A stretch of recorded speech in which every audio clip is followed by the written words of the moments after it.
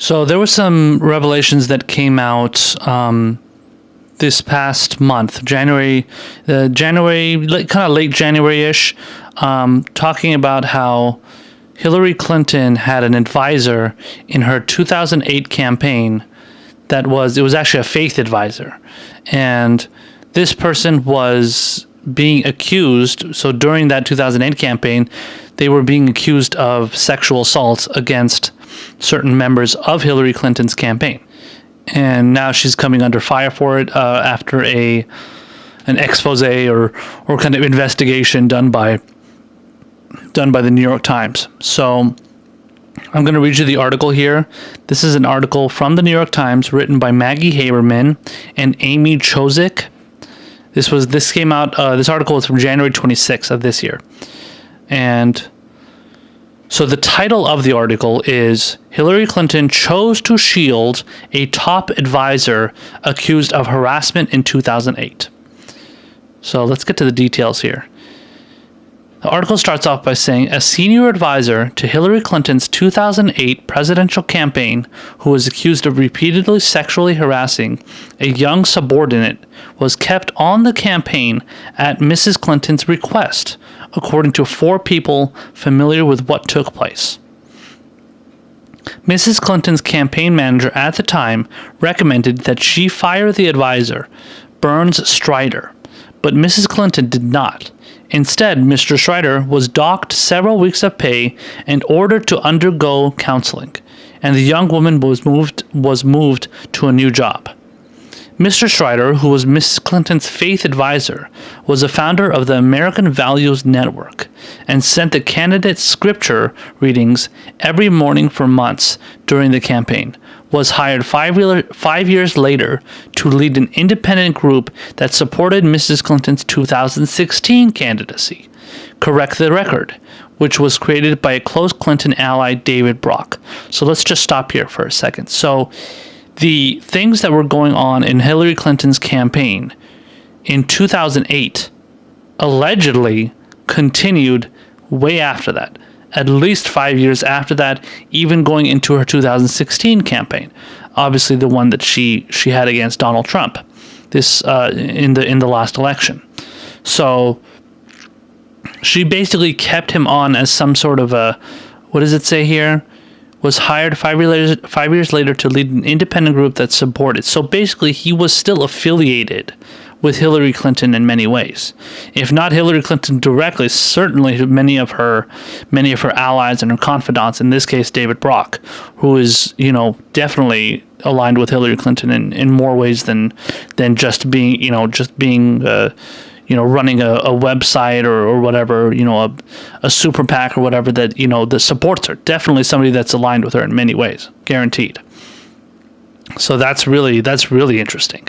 So let's go on to the next part here. It says, he, referring to Mr. Strider, Burns Strider, was fired after several months for workplace issues, including allegations that he harassed a young female aide, according to 3 people close to Correct the Record's management.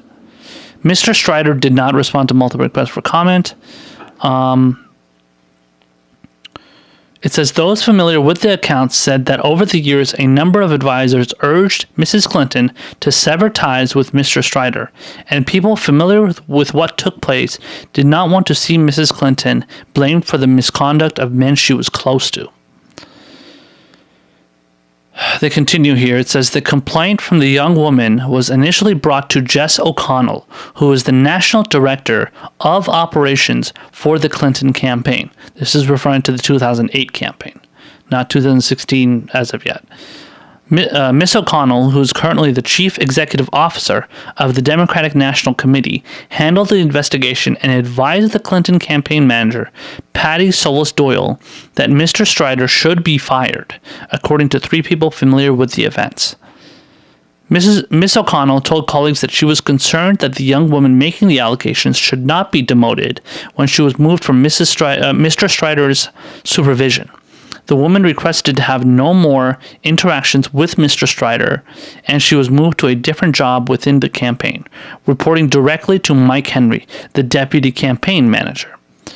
So this is a really interesting, this is a really interesting and disturbing situation because there's many people, not only Hillary Clinton, but there's many people, that are running her campaign, that are involved in her campaign, involved with her directly, that are being told, and are also telling her, listen, you got to get rid of this guy. He is, he's obviously done something really fucked up, really, really terrible. Sexual misconduct, obviously is a big issue in general, but it's obviously becoming a big issue now, which is why we're going over this article and addressing this situation. Because first of all, Hillary Clinton is somebody that has gone out there and put herself out there as this beacon of feminism and standing up for women's rights and standing up for the women that are not represented out there.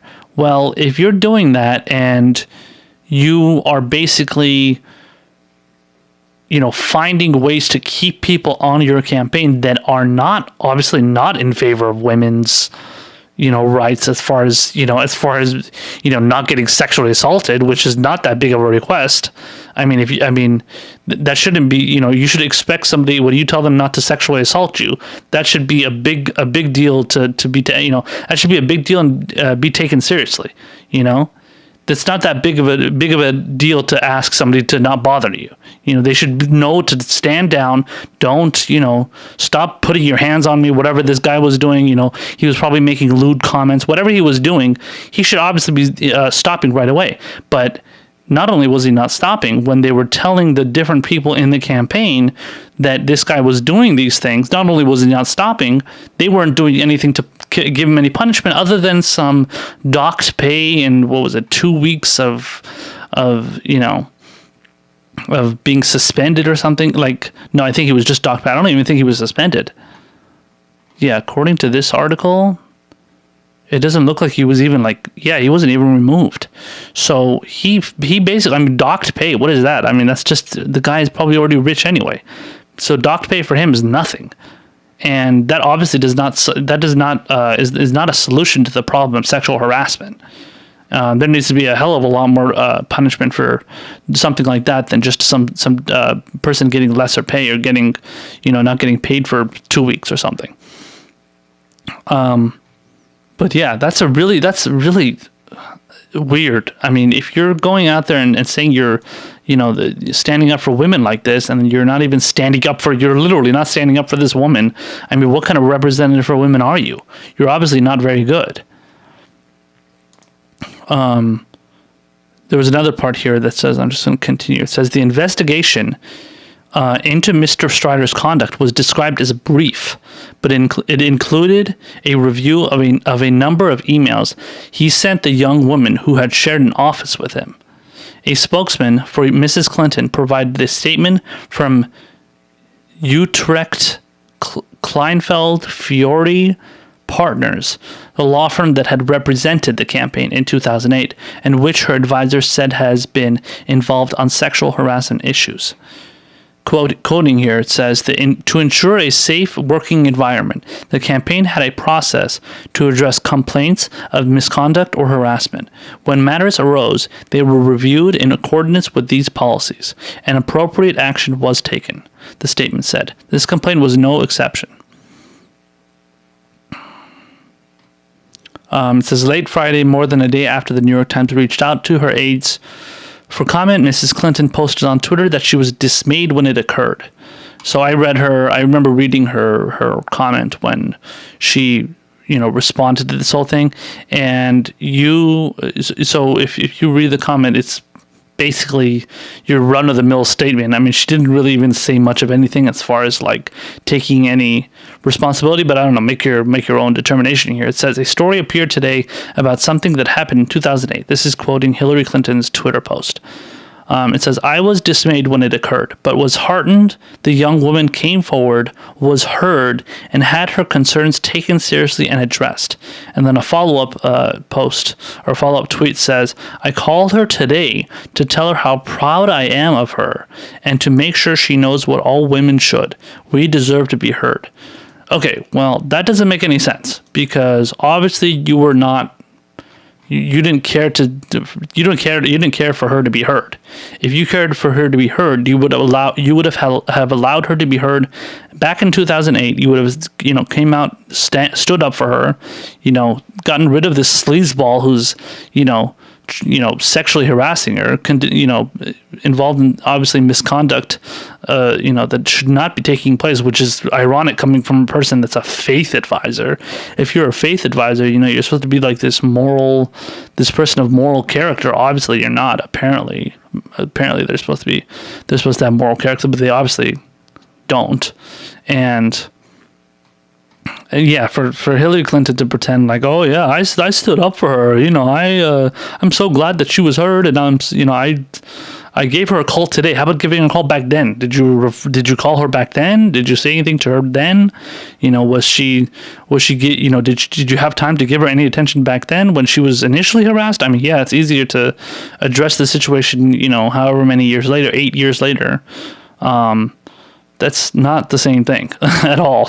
And as one of the comments here, a couple of the tweets here, it says that apparently they even gave the guy another job. So, I mean, it even got that bad. I mean, she was obviously friends, or she was close with this person, this Strider guy, and she was not. She was not in no hurry to get rid of him, no way. And she probably wanted to do that because she wanted to make sure he remains with her, because, I don't know, she has some sort of friendship with him. So it's like, it's all about being, having this connection with certain people, having connections with these certain people where you don't want to get them fired, because if you do, then, they end up getting pissed at you.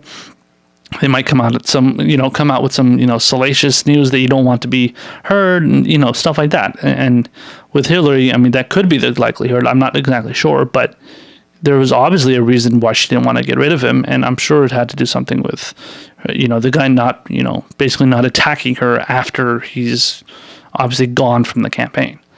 I think that's pretty much it as far as this article. Let me just go over couple more parts here. It says,